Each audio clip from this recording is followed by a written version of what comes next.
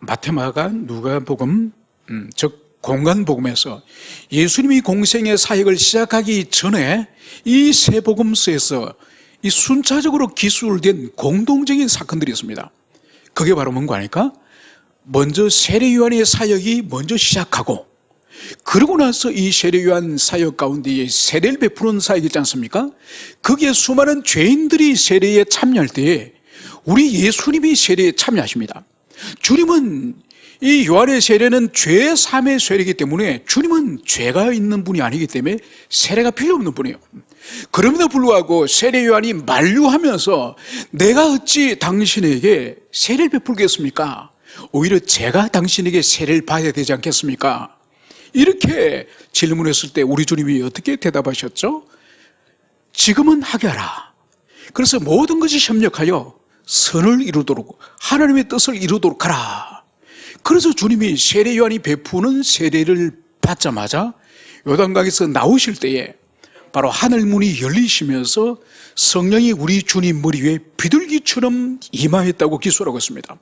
그래서 우리 주님은 드디어 이제 공생의 메시아로서 사역을 출발하는 그 시점에 이제 성령께서 임하셔서 충만한 권능으로서 이제 사역하게 됨을, 그것을 보여주고 있습니다. 그러고 나서 이제 성령께서 광야로 우리 주님을 이끄셔서 공생의 사역하기 시작, 바로 마지막 준비가 바로 뭐죠? 40일간 광야에서 이제 사단에 의해서 시험을 받는 이 과정을 이제 주님이 통과하게 됩니다. 그래서 제일 먼저 40일간 굶주리신 우리 주님을 향하여서 마귀는 어떻게 유혹하는 거죠? 굶주린 우리 주님을 향하여서 돌을 떡덩이로 만들어서 그것을 먹어라. 그래서 우리 주님이 인성을 취하시기 때문에 주님도 굶주리시고 목이 마르신 똑같은 우리와 같은 그런 연약한 육체를 가지고 있기 때문에 육체의 극단적인 그런 결핍, 극단적인 육체의 고난 속에 떨어졌을 때에 바로 먹는 것을 통해서 우리 주님을 유혹을 한 것을 볼 수 있죠. 그래서 주님은 심히 말씀을 통하여 바로 하나님의 말씀에 근거해서 사람이 떡으로만 사는 것이 아니라 하나님의 모든 말씀으로 말미암아 사느니라. 그래서 우리 인생은 이 땅에 육체의 양식만을 가지고 사는 존재로 하나님 만드시지 않으셨다는 거예요. 그래서 육체의 양식과 함께 영혼의 양식인 진리의 말씀을 부지런히 우리가 먹어야 됨을, 그것을 보여주신 거죠. 그리고 두 번째로는 우리 주님을 또 어떻게 유혹을 하였죠? 바로 사탄이 주님을 향해서 나에게 절을 하라. 절을 하면은 이 천하 모든 이 만국을 너에게 주겠다. 그래서 이 두 번째 시험은 바로 종교적인, 이 땅에서 우리 인생이 누구를 향해 머리를 숙이고 누구를 경배하며 누구를 예배해야 될 존재인지 그것을 말씀하는 거죠. 그래서 주님은 오직 주 너희 하나님만 경배하라고 했다. 그러면서 사탄의 유혹을 물리치지 않습니까? 세 번째가 뭔가요? 우리 주님을 성전 꼭대기에 데리고 올라가서 거기서 뛰어내리면은 주의 천사들이 네 발이 땅에 떨어지지 않도록 붙들겠다고 하는 구약의 그 시편의 말씀을 인용하면서 주님이 높은 곳에서 수많은 사람들이 예루살렘 성전에 순례할 때 많은 사람들이 보는 앞에서 주님이 뛰어내릴 때 몸 하나 상하지 않는 것을 만약 사람들이 본다고 하면 단번에 주님께서는 3년 공생에 그렇게 수고하시면서 말씀 전하고 조롱당하고 박해당할 필요 없이 단번에 성전에 한번 뛰어내리셔가지고 아무렇지 않는 것을 보여주시면은 단번에 주님이 메시아인 것을 온 세상 사람들이 다 알겠죠, 그죠? 그걸 욕한 거죠. 그래서 인간의 이 정신에 있는 명예, 사람들에게 주목을 받고 사람들에게 높은 평판을 받는 그 명예의 유혹을 이 사탄이 하지 않았습니까? 그래서 우리 주님이 뭐라 말씀하시죠? 주 너희 하나님을 시험치 말라. 그래서 우리 주님은 하나님의 말씀을 가지고 유혹하는 사탄에 대해서 하나님의 완전한 말씀을 통하여서 그 시험을 통과하신 거죠. 여러분, 그래서 이 주님이 통과하신 이 시험은 근본적으로 창세기 3장의 첫 번째 우리 조상인 아담의 시험의 실패를 우리는 알고 있습니다. 그 실패 때문에 우리가 오고 오는 이 세상 끝날 때까지 모든 아담의 후손들이 이 죄 때문에, 이 원죄 때문에 이 고통과 환난을 당하지 않습니까? 바로 이 죄의 고리를 끊으시는 분이 두 번째 아담으로 오신 우리 주님이 이 사단의 세 가지 시험을 통해서 바로 시험을 이기심으로, 그래서 우리로 하여금 바로 주님을 이어서 이 원죄의 고리를 끊을 수 있는 그 가능성을 우리에게 보여주신 거예요. 그래서 이 주님이 당하신 이 시험은 오늘날도 우리 인생이 이 세상에서, 하나님의 자녀가 이 세상에 당하는 많은 종류의 시험이 있지만은 이 세 가지를 벗어나지 않는 거예요. 그래서 보세요. 아침에 눈 떠서 잠잘 때까지 무엇을 먹을까? 더 좋은 것을 먹고 더 비싼 것을 먹고, 여러분 먹는 것 때문에 얼마나 많은 사람들이 자기의 정신과 마음과 영혼을 다 세상에 쏟아붓고, 여러분 이 문제를 벗어날 수가 없습니다. 두 번째로, 우리가 누구에게 고개를 숙이고 누구를 경배하며 누구를 예배할 것인가? 여러분 지금도 변함이 없어요.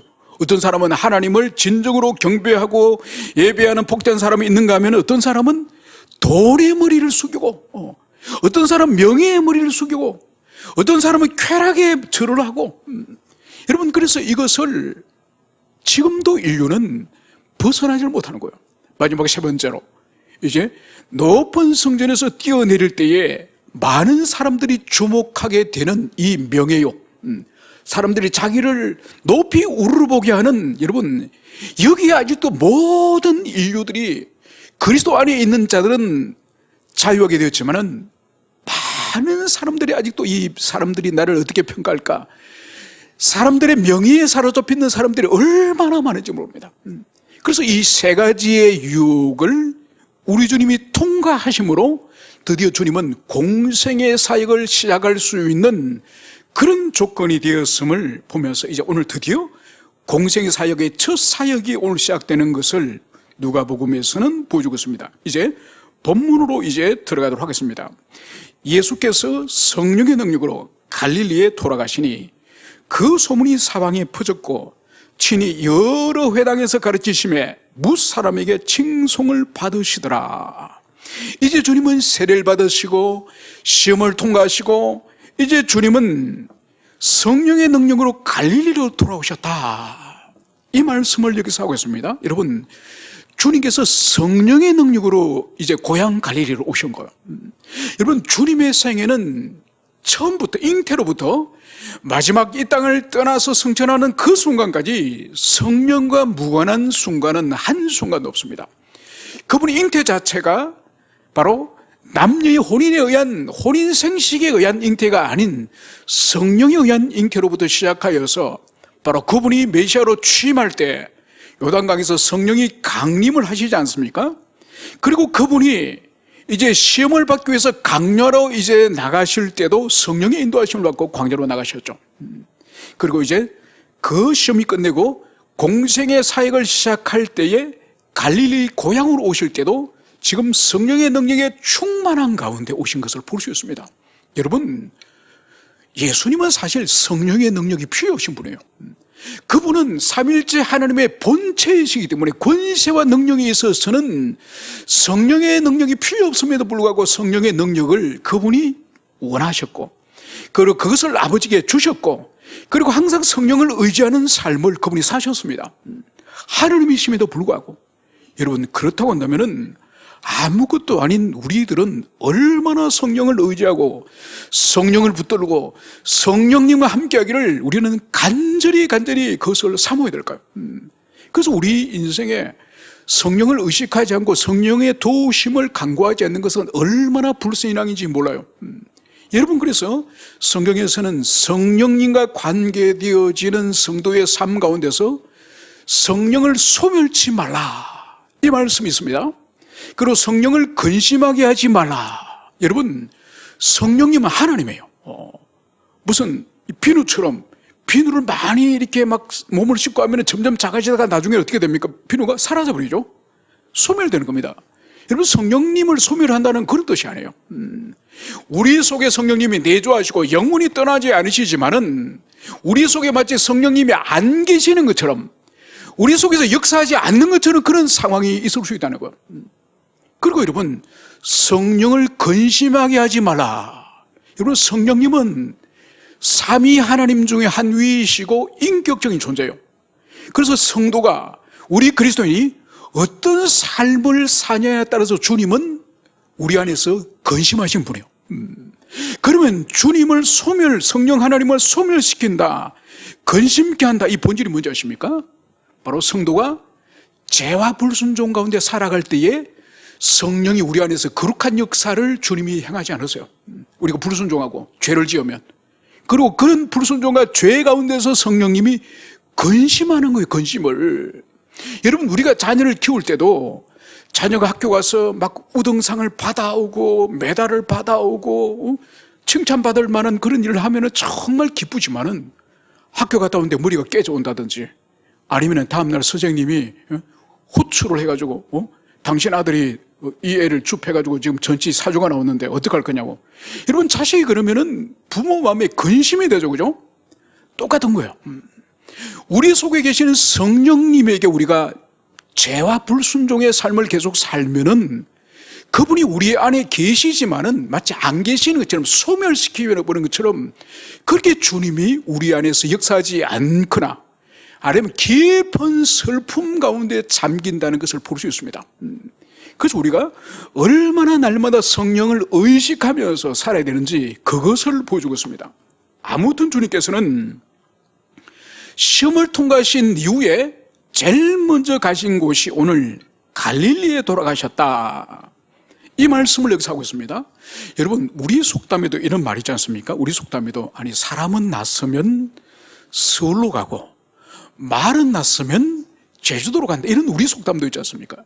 여러분, 예수님이 지금 하고자 하는 사역은 영혼 구원 사역이요, 이 사역은 종교적인 사역이요. 여러분, 그러기 위해서는 예루살렘으로 가시는 것이, 그것이 맞는 거예요. 그래서 예수님이 공생의 사역 가운데서도 동생들이, 아니 형님이 사역을 하시려면은 사람들에게 드러내서 사람들이 많은 그런 곳에 가셔야지 왜 시골에 있습니까? 동생들이 그 말 하는 거예요.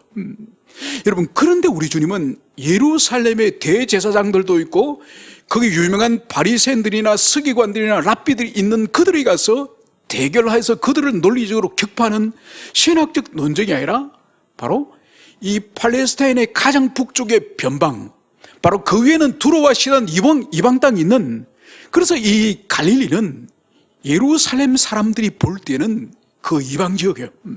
그래서 요한복음 1장에 보면은 빌립이 나다나엘에게, 야, 우리가 모세가 기록하였고 구약의 여러 선지자가 기록한 그리스도, 그분을 만나서 그분이 바로 요셉의 아들 나사렛 예수야, 이렇게 빌립이 말하니까 나다나엘이 뭐라고 대답을 합니까?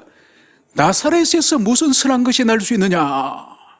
그러니까 그 시대 지배 정신이, 이 갈릴리 나사렛, 이 갈릴리 북쪽 지방은 부정한 도시예요. 부정한 지방이요. 거기서 그리스도가 난다는 것은 상상할 수 없다는 거예요. 그 정도로 이 갈릴리는 북쪽의 변방이요, 그 시대의 이 평경과 선입교로는 절대로 선한 메시아가 날 수 없는 그런 지역이라는 거죠.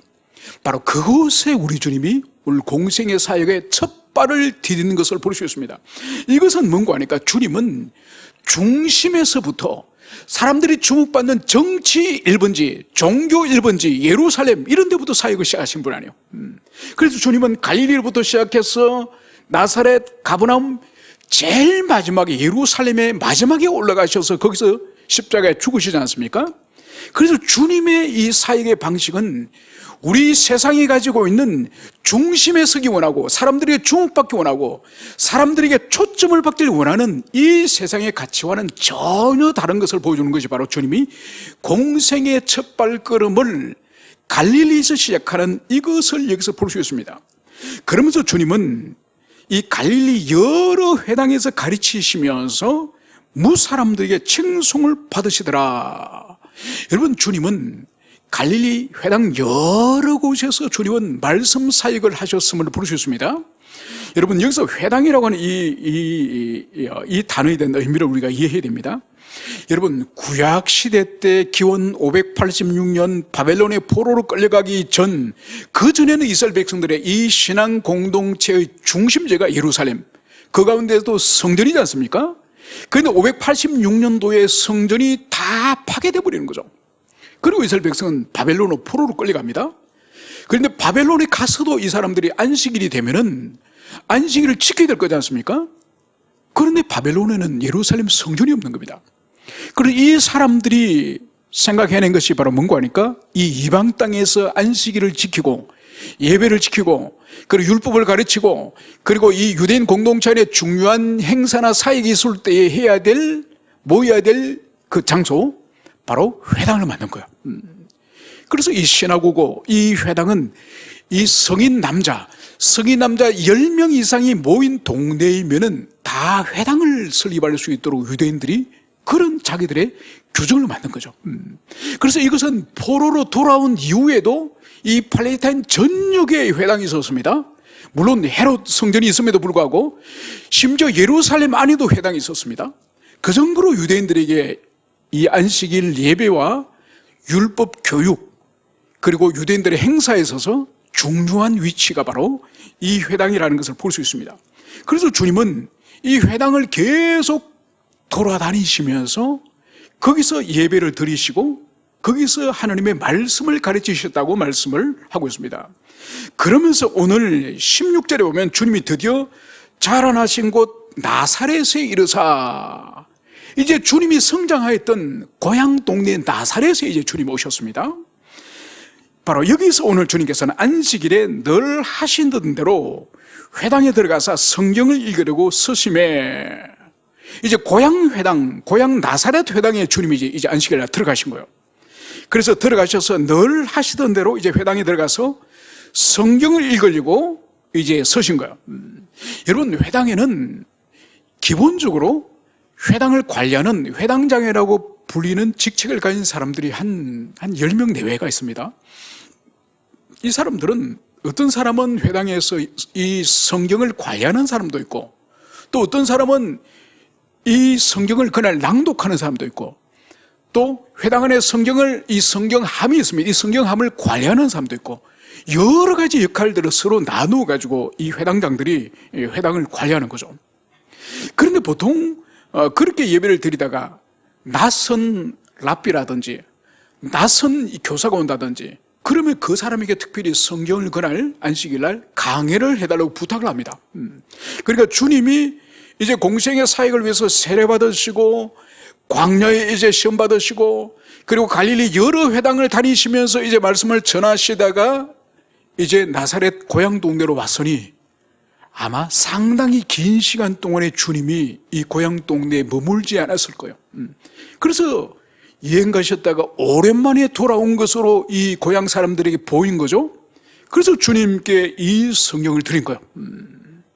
그런데 주님이 받으신 성경이 오늘 17절에 보면 선지자 이사야의 글을 드리거늘, 그러니까 이 두루마리로 기록되지 않습니까? 오늘날은 다 뭐 한 권 성경으로 됐지만은 이 시대는 종이가 없기 때문에 이 양의 껍질로 된 이 두루마리에다가 성경이 기록되기 때문에 이 부피가 상당합니다. 이 한 권 한 권이 상당한 거죠.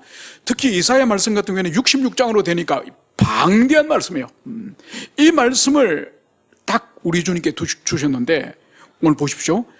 책을 펴서 이렇게 기록된 데를 찾으시니, 그러니까 이사야 두루마리를 회당장이 우리 주님께 주셨는데 우리 주님께서는 이 가죽 양피지에 있는 이사야 말씀 가운데 특정 부분을 찾으시는 거예요.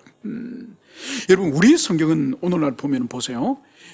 오늘도 보세요. 4장 14절부터 30절까지 읽읍시다 이러면 딱 우리가 뭐 페이지 나오고 몇 장 나오고 몇 절 나오고 얼마나 찾기 쉽습니까?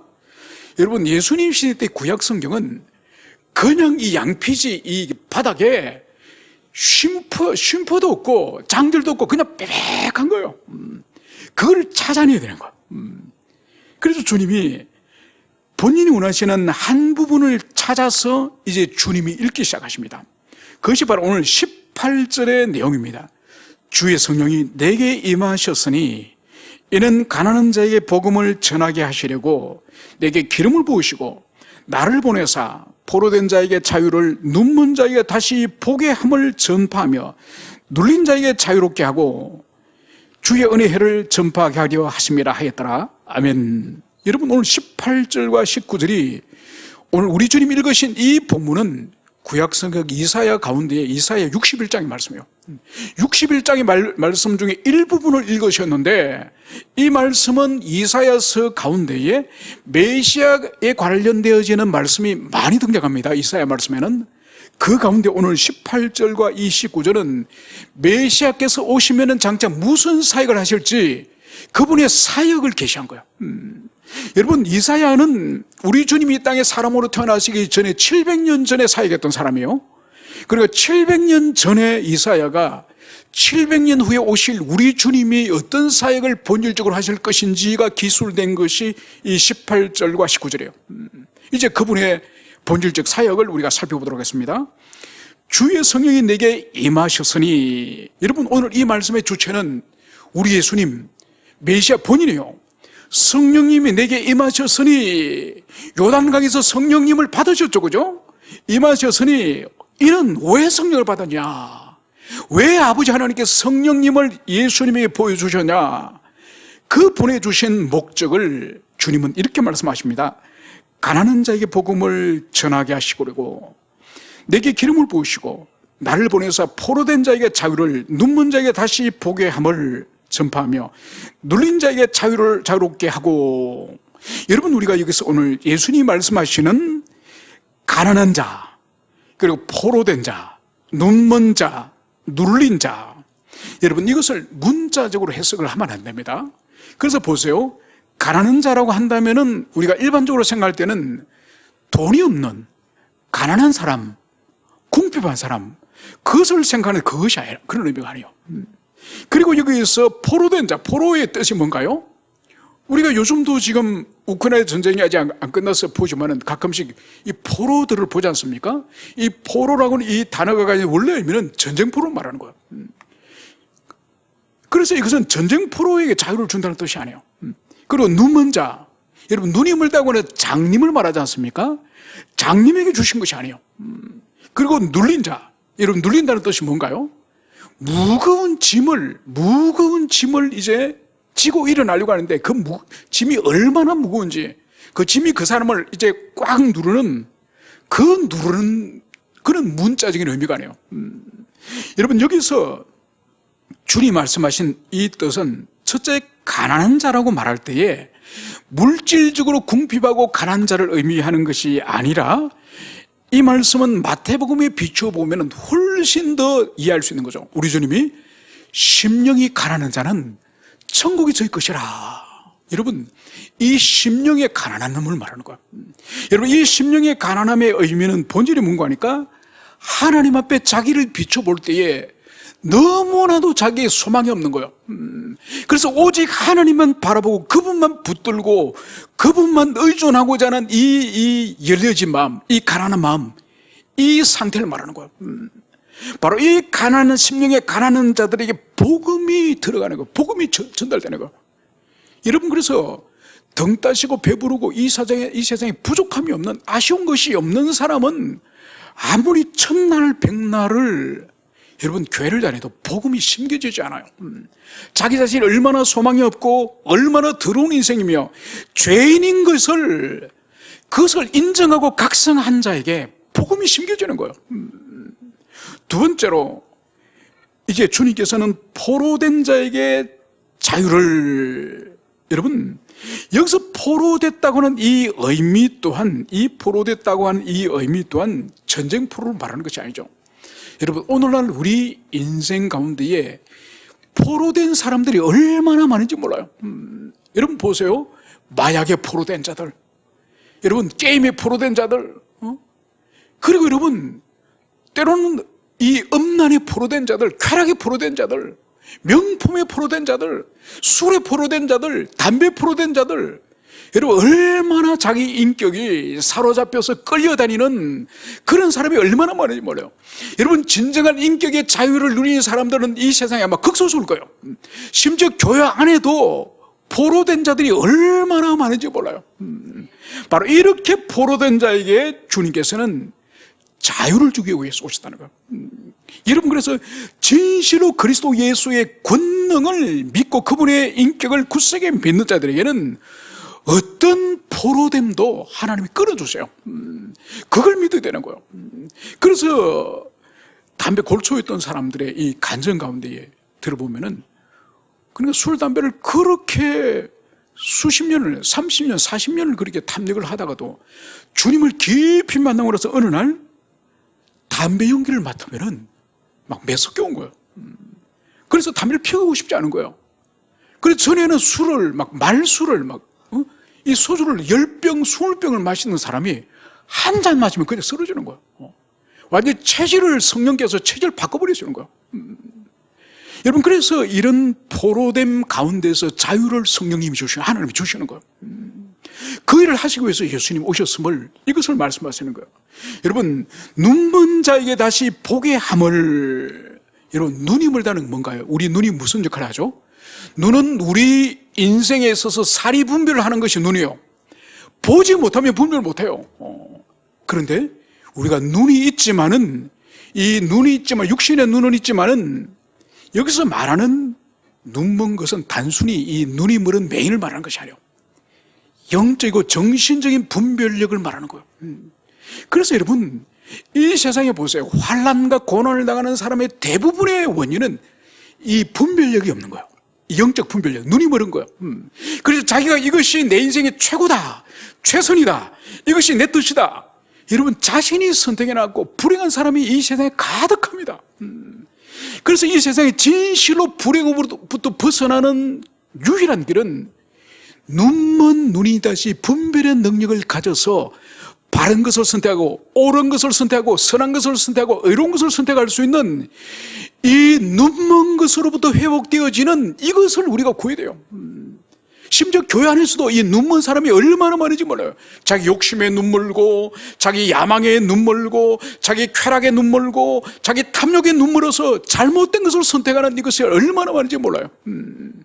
그래서 이 눈먼 자들에게 주님이 다시 보게 한다. 눈이 회복되어지는 역사가 주님의 능력을 통해서 주신다. 이 말씀을 여기서 하죠. 그리고 눌린 자에게 자유롭게 하고, 여러분, 눌린다는 것은 물리적으로 뭔가 하니까 아주 무거운 어떤 짐이 그 사람을 압박을 해가지고 일어나지도 못하는 말하는 거예요. 여러분, 저희 어릴 때는, 요즘 생각해보면 참 어른들이 한편은 서운하기도 하고 한편은 감사하기도 하고, 그리고 거의 어른들의 노동을 저희들 어릴 때부터 다 했습니다. 그리고 왜냐면은 항상 저희 할아버지의 교육 철학은 뭔가 하니까 모든 아이는 자기 밥값을 해야 된다. 이게 이 논리예요. 그래서 한 4살 때부터 방에 요강 비우는 거, 초등학교 들어가기 전부터 마당 빗자루 서는 거, 초등학교 들어가면 소 먹이는 거, 소를 아침에 여물 끓여서 먹여주고 학교 가야 됩니다. 다 자기들에게 맡겨진 일이 있는 거예요. 그리고 요즘 생각해보면, 야, 너무 어린애들부터 노동을 착취를 하셨나, 할아버지께서, 아버지께서, 이런 생각이 들지만, 아니요, 저는 잘하셨다고 생각해요. 모든 사람이 자기 맡은 일이 있어야 되고, 밥값을 해야 되고, 가정에 기여해야 된다는 저희 할아버지 교육 철학은 저는 아주 좋다고 생각합니다. 그 가운데 제가 하나 기억되는 게 뭔가 하니까, 이 시골에 작답이라는 게 있어요, 작답. 이 작답이라는 게 뭔가 하니까, 이 밭을 개간해가 논으로 만드는 거예요. 이 밭이 경사가 지지 않습니까? 경사진 높은 곳을 파가지고 낮은 곳을 메워가지고 수평으로 만드는 거예요. 이 수평으로 만들면은 거기서 돌이 많이 나옵니다. 그래서 작은 돌은 그냥 치우면 되지만 이 큰 돌이 나와요. 큰 돌은 어른들이 이 지게에 치고 이제 갖다 버리는 거예요. 그러면 우리 아이들도, 자녀들도 이 작은 지게가, 어린이 지게가 있습니다. 이 지게에다가 이 큰 돌을 하나씩 올려줘요. 그러면 그 당시 몸무게 한 30kg 이래 되면은 돌무게가 한 30kg 되거든요. 이 형들은 지고 뻘떡뻘떡 일어나는데 저는 치고 일어나지 못해. 그냥 돌이 저를 꽉 눌러버리는 거예요. 제가 땅에 붙어가지고 돌이 누르는 거예요. 그럼 형이나 아버지가 와서 이 돌을 옮겨주면 제가 겨우 일어납니다. 이게 누르는 거예요, 누르는 거. 꼼짝 못하도록 우리를, 인생의 짐들이 우리를 꽉 누르는 거예요. 여러분, 이것은, 이 누르는 거는 우리의 탐심과 매우 관계가 있습니다. 바로 내가 이 정도 물질은 내가 모아야지. 이런 삶의 질은 내가 누려야지. 그러면서 이 물질에 대한 이 탐심이 우리를 얼마나 누르는지를 모릅니다. 또 자기 자신이 이 인격이 자유하고 하나님 앞에 자유하게 살면 되는데 사람을 의식하는 사람도 있습니다. 얼마나 사람을 의식하면은 자기가 그냥 오바해야 되는 거, 위선을 떨어야 되는 거죠. 그게 자기 인생을 얼마나 누르는지 모릅니다. 여러분, 이런 누름으로부터 주님이 오신 목적은 자유롭게, 자유하게. 여러분, 그래서 사람이 죽기 전에 가장 후회하는 두 가지가 있다 그러지 않습니까? 그 하나가 뭔가 하니까 너무 타인을 의식을 많이 했다는 거예요. 내 인생인데 내가 내 주체적으로 내 스스로 알아서 인생을 살지 않고 내가 이렇게 하면 저 사람이 어떻게 평가할까? 내가 이런 옷을 입으면 저 사람이 어떻게 할까? 내가 이 말을 하면 저 사람이 어떻게 할까? 여러분, 인생에 너무너무 타자를 의식한 인생이 많았고 또 하나는 뭐냐? 걱정을 많이 했다는 거예요. 절대로 걱정을, 우리 예수님이 말씀하신 것처럼 네 걱정이 네 머리카락 하나라도 나게 할 수 있느냐? 네 키를 한 자라도 클 수 있게 하겠느냐? 그래서 죽어가면서 몇십 년간 호스피스로 근무하는 사람의 정은이 죽어가는 사람들이 대부분이 후회하는 것이 아무 유익도 되지 않는, 도움도 되지 않는 걱정을 많이 한 거와 자기 인생에 아무 쓸모없는 다른 사람을 의식하며 살았다고 하는 이것이 가장 후회된다는 거예요. 이 모든 것들로부터 자유하도록 하기 위해서 우리 예수님이 오셨다는 것을 오늘 이 이사야 오늘 61장에서 말씀하시는 것을 볼 수 있습니다. 그러면서 주님의 오늘 최고의 사역 중에 하나가 19절 주의 은혜의 해를 전파하게 하려 하심이라. 여러분, 주의 은혜의 해, 여러분, 이 주의 은혜의 해를 구약 성경에서는 50년마다 오는 희년을 말하는 거예요. 그 희년은 기뻐의 해를 말하지 않습니까? 그래서 7년마다 돌아오는 안식년, 이것이 7번. 그러면 77, 49. 49년 다음 되는 50년째 해가 이 희년이에요. 여러분, 왜 희년일까요? 여러분, 50년 동안 인간은 불완전하기 때문에 조상으로부터 물려받은 땅도 그 50년 동안에 팔아먹을 수도 있고, 그리고 돈이 없어서 결국은 다른 사람에게 빌려서 빚쟁이로 살아갈 수도 있고, 또 아니면은 도저히 안 돼서 자기 자식 가운데 아이들을 다른 집에 종으로 팔아먹을 수도 있고. 여러분, 이런 일이 50년 새에 이런 경제적인 변동이 일어납니다. 근데 50년째 해가 되면은 모든 것이 원위치시키는 거예요. 하나님이 지정하신 거예요. 여기서 언약 백성의 사회, 경제적, 정치적 평등한 세상을 만들기 위한 하나님의 안전장치죠. 그래서 만약 종으로 자기 자식이 종으로 팔려갔다 온다면 안식년이 되면 희년이 되면은 집으로 돌아와요. 자유를 얻고 돌아와요. 얼마나 기쁨이 크겠습니까? 그리고 빚이 있었다고 한다면은 50년 되는 그 해에 부채를 탕감을 해줍니다. 그리고 자기 조상들로부터 물려받았던 땅을 도무지 간직할 수 없어서 이제는 그것을 만약 팔았다. 그럼 그 해에는 이제 다 원래 주인에게 다 돌려주는 거예요. 여러분, 이것은 뭘 의미하는 거예요? 이 주의 은혜의 해라고 하는 이 본질은 하나님과 우리 인간의 본래적인 관계, 하나님을 사랑하고 기뻐하고 그분을 의존하고 그분께 순종하는 이 본래적인 관계 속으로 돌아감을 의미하는 것이 희년을 말하는 것. 여러분, 이것을 하기 위해서 예수님이 이 땅에 오셨고 바로 이 기쁜 소식을 전파하기 위해서 주님이 오셨다. 이것을 여기서 말씀하고 있습니다. 그래서 이사야 말씀을 정확히 주님께서 이 부분을 읽으시고 나서 오늘 20절에 보면 책을 딱 덮으십니다. 책을 덮으시고 이 두루마리 책을 오늘 이 책을 줬던 사람들에게 다시 건네줍니다. 그러면서 주님께서 이 회당에 모인 사람들에게 오늘 입을 열어서 오늘 21절에 말씀하십니다. 한 말씀하세요. 이 글이 오늘 너희 귀에 응하였느니라. 여러분, 구약의 메시아에 관한 말씀들이 얼마나 풍성합니까? 시편과 특히 이사야서에 얼마나 풍성합니까? 그 말씀 가운데 이 그리스도가 오셔서 하실 사역의 본질, 그 본질에 대해서 주님이 딱 읽으시고 나서 책을 덮고 전달하시고 나서 주님이 하실 말씀이 오늘 내가 읽었던 이 말씀이 오늘 너희 귀에 응하였느니라. 바로 메시아 사역이 성취되기 시작하였다. 이 말씀을 하시는 거예요. 여러분, 얼마나 무섭고 두렵고 떨리는 말씀을 주님이 지금 하신 거예요. 그러니까 너희들이 그토록 기다렸던 그리스도가 이제 이 땅에 와서 이제 너희들이 들었던 이 말씀이 지금 이루어지고 있다. 하나님 나라가 지금 이루어지고 있다. 이 말씀을 주님이 하시는 거예요. 여러분, 주님이 2000년 전에 이미 하나님 나라가 이 땅에 임하였다고 주님이 말씀하신 거예요. 여러분, 이 말씀에 대한 이 동네 사람, 이 갈릴리 나사렛 사람들의 동네 사람들의 반응이 오늘 22절입니다. 그들이 다 그를 증언하고 그 입으로 나오는 바 은혜로 말 놀랍게 여기며 이르되 이 사람이 요셉의 아들이 아니냐.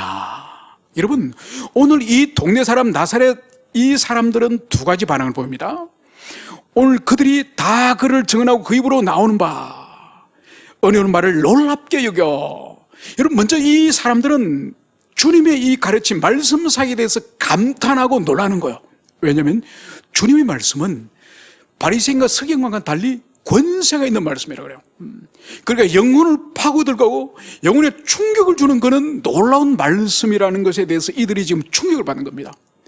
충격을 받았지만은 이들이 그것에 끝나는 것이 아니라 이 사람이 요셉의 아들이 아니냐. 여러분, 이 의미는 뭔가 하니까 충격과 놀람을 받았음에도 불구하고 이들에게 있어서는 그리스도 예수의 이 말씀을 통하여서 예수님을 믿고 영접하는 데까지는 나가지 못했음을 볼 수 있는 거예요. 이들에게 있어서는 예수님에 대한 편견, 선입견, 한 동네에서 자라고 성장하고 모든 과정을 지켜본 그 편견이 바로 주님이 가르친 말씀을 덮어버린 거예요. 그래서 이 사람은 요셉의 아들, 마리아의 아들이 아니냐. 이 이상으로 전진하지 못하는 것을 여기서 볼 수 있습니다. 여러분, 이것은 우리에게 아주 많은 것을 시사합니다. 여러분, 우리가 신앙생활을 하고 교회에 와서 말씀을 듣거나 안 그러면 어떤 다른 목회자나 다른 사역자들이 말씀을 전가할 때에 우리 마음에 큰 충격과 깨달음을 받을 수가 있습니다. 그래서 난 오늘 정말 충격받아서, 나는 오늘 눈물을 흘려서, 나는 정말 오늘 새로운 걸 깨달아서 이런 말을 하지 않습니까? 여러분, 그것이 그 사람의 구원에 이르는 믿음은 아니에요. 분명히 영혼에 어떤 지성의 지각에 큰 충격을 준 것은 사실입니다. 그런데 그것으로 인해서 구원에 이를 만한 믿음은 아니라는 걸 오늘 주님이 말씀하시는 거예요. 그러면서 주님이 오늘 이 말씀을 하세요. 23절, 예수께서 그들에게 이르시되 너희가 반드시 의사야 너 자신을 고치라 하는 속담을 인용하여 내게 말하기를 우리가 들은 바 가버나움에서 행한 일을 내 고향에 여기서도 행하라 하리라. 오늘 주님은 보세요. 주님은 신성을 가지신 하나님이세요. 여러분, 주님은 사람들이 말하는 것만 듣고 판단하시는 분이 아니에요. 오늘 여기서 23절에서 말씀하고 있는 이것은 주님이 신성으로서 인간의 내면 속에 있는 생각을 지금 파악하신 거예요. 생각을 읽으시고 그 생각을 주님의 입으로 지금 말씀하는 거예요. 그 말씀이 바로 뭐죠? 주님이 이제 이 나사렛 사람들에게 말합니다. 내가 반드시 의사야 너 자신을 고쳐라. 여러분, 이것은 그 당시에 예수님 당시의 속담이에요. 의사에게 야 의사야 네 자신부터 고쳐봐. 여러분, 우리도 오늘 그런 말 하지 않습니까? 누가 예수를 믿으라 그런다든지 어떤 고민을 하면은 니나 잘해 이런 뜻이에요. 그러니까 예수님을 아주 지금 조롱하는 의미로서 의사야 너 자신을 고쳐라. 그러면서 이들이 뭘 말하죠? 우리가 들은 바 가버나움에서 행한 일을 네 고향에 여기서도 행하라. 여러분, 예수님이 이 갈릴리 지방 가버나움에서 어떤 기적을 행하신 것 같습니다. 기적을 행한 것을 이 나사렛 사람이 들었던 거예요. 예수님이 이 가버나움에서 어떤 표적을 행하셨다.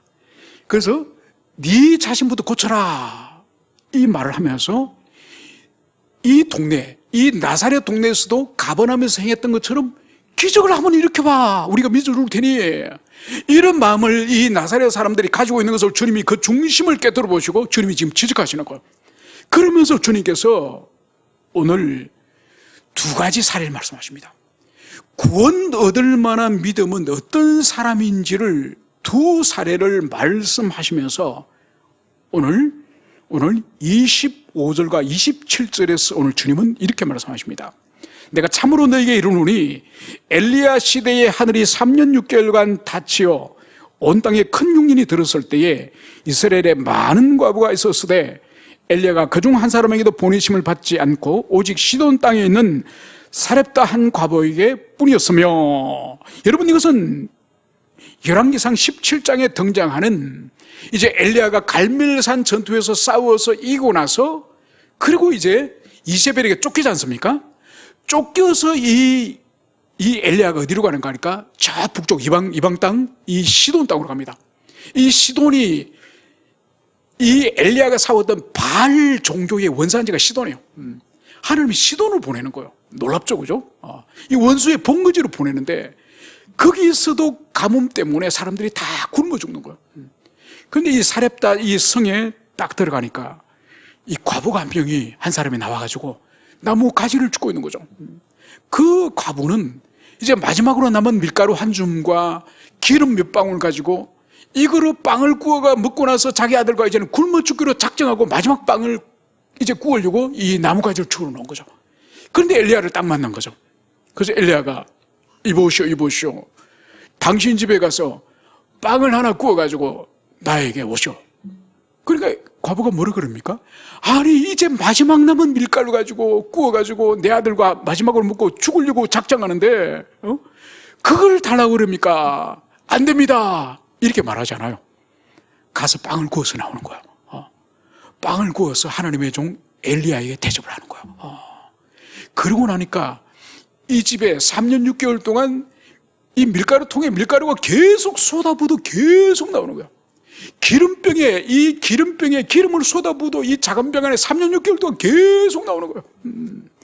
여러분 여기서 예수님이 말씀하시는 뭔가 하니까 과부들이 이스라엘에 그렇게 그 흉년 들 때 과부들이 많았지만 다 구원받은 것이 아니라 바로 이방인이었지만은 이 엘리야의 말에 순종하는 자, 이 행함을 통하여 순종하는 자가 구원을 받았다 이 말씀을 하는 거예요.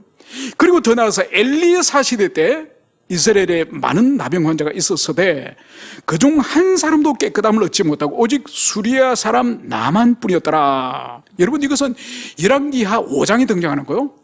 그래서 이 시리아 군대 장관 2인자 이 나만 장군이 장군이지만은 군대 장관이지만은 나병이 그렇지 않습니까? 이 나병을 고칠 수가 없는 거죠.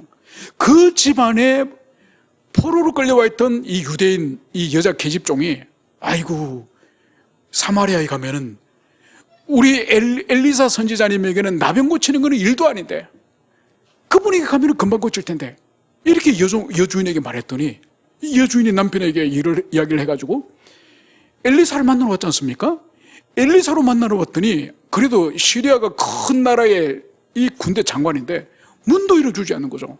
종이 나와가지고 장군님 저 요단강에 가서 7번 목욕을 하시랍니다. 그러면 깨끗하게 될 것이랍니다. 그러니 나만의 뚜껑이 열린 거죠. 그래서 때려치우고 가자. 그런데 이번에는 시애나들이 아니 장군님 여기까지 왔는데 그래서 간곡하게 시애나들이 지혜롭게 권면하는 바람에 자기의 더러운 모습들 이 나병이 걸린 이 흉측한 모습을 다 드러내면서 7번 강 속에 들어가고 나오고 하니까 어떻게 됐습니까? 어린아이 피부처럼 깨끗하게 되었더라. 여러분 주님이 지금 두 가지 사건을 말씀하시는 이 본질이 바로 뭘까요?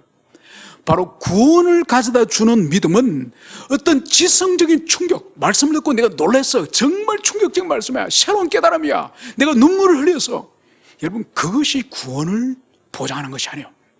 구원을 보장하는 것은 순종으로 행함으로 입증된 믿음이 그 사람을 구원한다. 이것을 예수님이 말씀하시는 거예요. 그래서 예수님은 마태복음에서는 산상수훈에서 아주 직접적으로 말씀하지 않습니까? 나더러 주여 주여 하는 자가 하나님 나라 들어가는 것이 아니오 아버지 뜻대로 행하는 자라야, 아버지 뜻대로 순종하는 자야 천국에 들어간다. 여러분, 천국에 들어간 조건이 바로 순종으로 행함을 통해서 들어간다는 거예요. 여러분, 주님의 말씀에 건강한다면 그냥 주여 주여에서는 천국 못 들어간다는 거예요. 여러분, 야고보서에서는 더 상세하게 말씀하시죠. 바로 야고보서 1장에서는 행함이 없는, 순종이 없는 믿음은 죽은 믿음이다.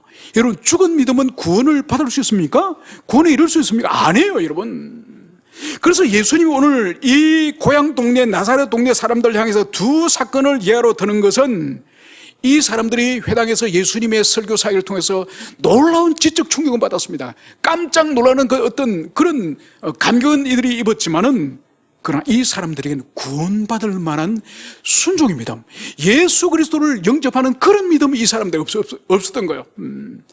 그래서 우리에게도 필요한 것이 바로 뭔가 하니까, 여러분, 교회에서 진리 말씀을 잘 깨달으면 지적 충격이 옵니다. 그래서 우리에게 정말 충격적이고 새로운 진리를 깨닫는 은총이 주어지지만은 그것으로 구원받는 믿음에 이르렀다고 말하면 안 된다는 거예요. 바로 뭐냐? 그 믿음은 주님을 향해서 바른 순종과 바른 행함을 통해서 증명되는 그 순종이 구원에 이르는 믿음이다. 이것을 여러분들이 가슴 깊이 새기시길 바랍니다. 여러분, 그래서 오늘 주님께서는 이들에게, 이 동리 사람들에게, 이들에게 구원에 이르는 믿음이 없다는 것을 이제 드러냅니다. 그것이 바로 28절과 29절이에요. 회당에 있는 자들이 그것을 듣고 다 크게 화가 나서 일어나 동네 밖으로 쫓아내어 그 동네가 건설된 산낭떠러지까지 끌고 가서 밀쳐 때리고자 하시되. 여러분, 오늘 이들이 예수님이 이 시리아 사람 나만과 사라밧 과부가 구원받았다고 말하니까 이들이 흥분한 거예요. 왜냐하면 이방인들이 구원받았다고 말하니까 이스라엘 백성들은 아무도 구원받지 못했는데 사라밧 과부가 구원받고, 나병 환자 중에서 유대인들은 구원받지 못했는데 나만이 구원받고, 이러니까 이 유대인들은 받아들일 수 없는 거죠. 그래서 이들이 흥분해서 우리 주님이 어떡합니까? 주님을 끌고 절벽까지 끌고 와서 이 낭떠러지에 주님을 집어던져가지고 죽이려고 하는 거예요. 여러분, 이들의 행실 속에서 성자 하나님이신 그리스도 예수에 대한 사랑과 경외심을 발견해 주셨습니까? 없죠.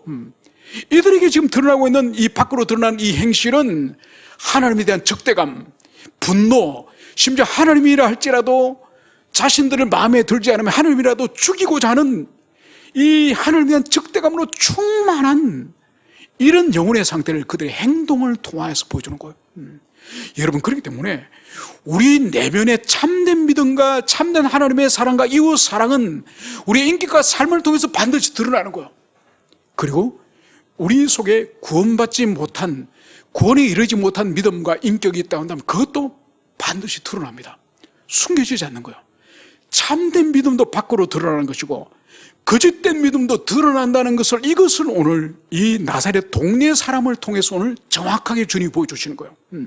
그러나 오늘 주님께서는 이러한 위기 가운데서 마지막 30절에서는 예수께서 그들 가운데로 지나서 가시니라.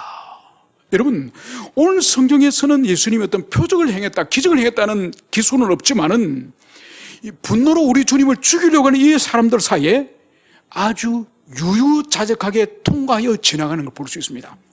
그래서 누가는 기술하고 있지 않지만은 분노하는 이들을 향해서 주님께서 그들의 인격을 압도해버리는, 그들에게 저항할 수 없는 어떤 권세로서 주님의 두려움이 이들에게 임하였음을 볼 수 있습니다. 그래서 죽이려고 했던 이들을 향해서 주님이 유유히 지나가시는 것을 여기서 볼 수 있습니다. 이제 말씀을 정리하고자 합니다. 오늘 주님께서는 공생의 사역을 시작할 때 바로 자신의 고향 갈릴리, 자기 고향 동네에 오셔서 시작하셨습니다. 말씀을 전가하였지만은 이 지성적인 충격은 받았지만은 이들은 주님을 그리스도로 영접하지 않았습니다.